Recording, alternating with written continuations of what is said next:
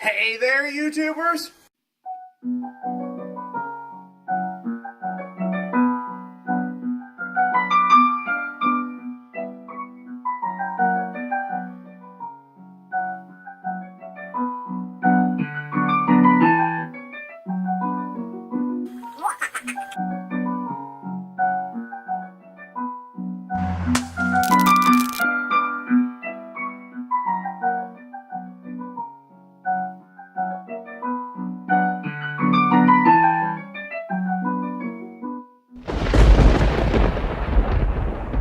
Professor Sheep here. Welcome to another science video. Today is my first science video of 2018. Today we're exploring batteries, as you can see. Now, there are two types of batteries in our world, but before we can get into those, we have to know what a battery is.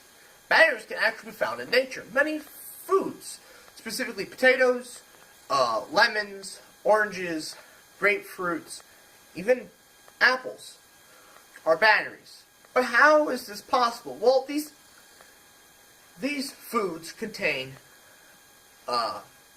acid, and acids allow for the exchange of electrons. But the acid alone cannot make a battery. You need two different types of metal. The reason why you need two different types of metal is because one metal needs to be a bit better at reacting than the other one. This allows for electrons to flow from one to the other. So, in today's instance, we have a penny, which is copper, and we have a nail, which is galvanized. Galvanized means it's coated in zinc. This prevents rust because most nails are steel. That zinc is what we need. Zinc is what we're focused on. So, if you want to build your own lemon clock, potato clock, or power anything with it, you want to take your red, which is your positive, attach it to your copper, and you want to take green or black, which is your negative, and attach it to your nail or your zinc. Then, if you want to have multiple batteries, if you want to have multiple batteries to make a bank of batteries, you want to put these in this order: copper, zinc, copper, zinc, copper, zinc, penny, nail, penny, nail, penny, nail. The wire you use in between there doesn't matter what color it is, preferably something different than these, so you don't mix them up and accidentally cross some wires. Now, these are lemons. They're blue, but I don't have yellow, and yellow doesn't show up very well. Either way, though, you're going to hook them up like this. Because of the acid, there's an exchange of electrons, and it powers your clock. Now, what I've built here is an alkaline battery. One of these. Alkaline batteries used to be, were the dominant battery in the battery industry. From cars, to flashlights, to model trains. But nowadays, there's a newcomer, lithium-ion batteries, but I'll get to these in a minute. Alkaline batteries, the ones we're most familiar with, are actually filled with sulfuric acid, which has a pH of 1, compared to, like, our citric acid, which really has which is almost basic, but still is acidic enough to allow for the exchange of electrons. Basic is a 7. So 1, the lower the pH, the more acidic. Anything above 7 becomes alkaline, which is interesting why it's called an alkaline battery. But that's just because some marketer decided to call it that. But sulfuric acid with lead plates dipped in. Why lead? I'm not really sure. But these lead plates, they're very thin and they're very close to each other, so that you can pack as many of them in there as possible. If you don't know, lead's very heavy, and these batteries could be recharged and reused, but lead's very heavy, and that's just not practical, as is sulfuric acid is a heavier compound. I mean, it works for cars, and they work. We use them all the time, and something like these are usually disposable. You can recharge these.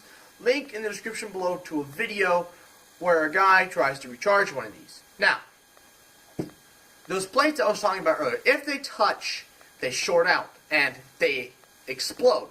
Because batteries are taking chemical energy and converting to electrical energy. And they store it in the form of chemical energy. Energy is energy. When you store it and pack it into one spot, it gets unstable. And more energy is needed to keep it put in one place. So the more energy you cram into this battery, the more unstable the battery gets. And so you crack the casing, or those plates come into contact somehow, because they get warped from just how much pressure is built inside the battery, they can explode. But alkaline batteries aren't really known for exploding. One battery that is known for exploding, and the ones that we use every day, the one that's powering my camera right now, are lithium-ion batteries. Lithium-ion batteries work a little differently. Lithium-ion batteries use lithium, electrolyte, and sulfur. Now, before we get into those two, we have to talk about sulfur. Electrolytes. Electrolytes are very basic. They're a fluid that conducts electricity, not mercury. Mercury's poisonous and isn't really an electrolyte, it's just a metal. But electrolytes, say if you take water, water can't conduct electricity when it's completely pure. But if we add an ion, we add some ions, so if we add some salt, it'll be dissolved into the water, released into its basic components of sodium and chlorine. Now it will conduct electricity. This is the basic electrolyte. But many other chemicals can be made to make better electrolytes other than water and salt. But back to lithium. Lithium is the lightest and most reactive. Now, like I said earlier, alkaline batteries are very heavy, and they don't really store a lot of energy. Lithium-ion batteries store a lot of energy and are very light because they use lithium. And sulfur, well, there are two other options besides sulfur. Sulfur is just the most stable for right now.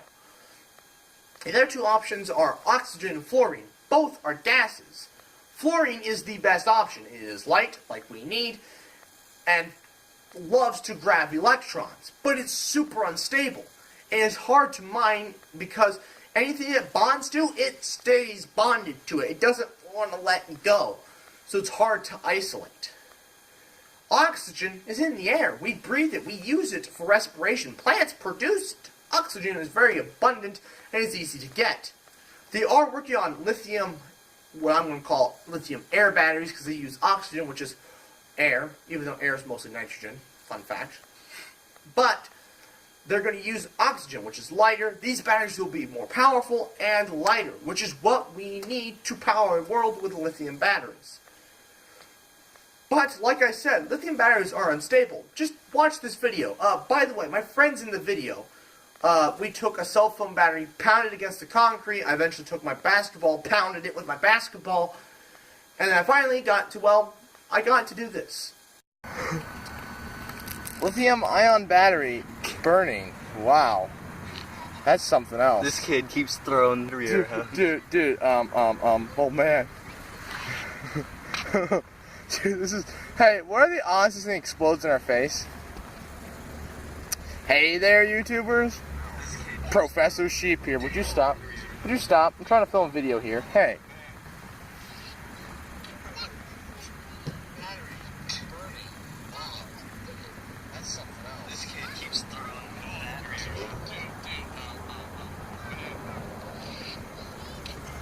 This is a full HD, super close-up shot.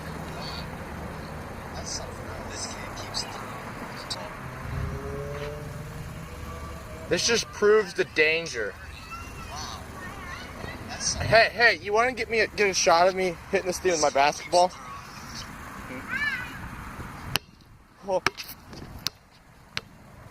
Well, I hit it with the basketball. It scared me. That's about all it did. Did you like that video? We got a battery to burn. It was exciting. And as you can tell, it didn't explode. If it had exploded, I wouldn't be here. I'd be in a hospital with my face burnt off. Probably have plastic surgery as well. As would he. And he would probably want to strangle me right about now. But we lived through the ordeal. The battery didn't explode. Thank you. And everything is looking great. Now, batteries are not the only way to store energy. There's another form that we're going to talk about next week. Capacitors.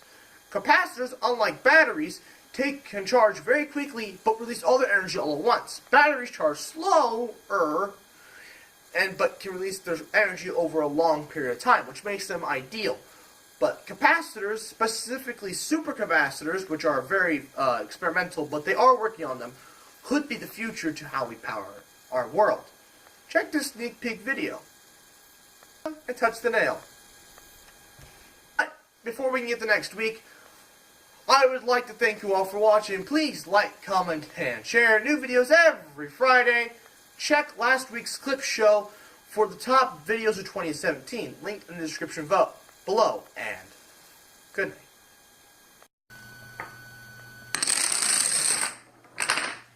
Seriously? You're gonna knock it over prematurely, and you can't even do it right. Oh, you're filming that. Probably should cut that out. But hey, if you like the physics video just watched, and you want to see more, check the link in the description below. And while you're there, hit subscribe. This is a mess. I'll just finish it.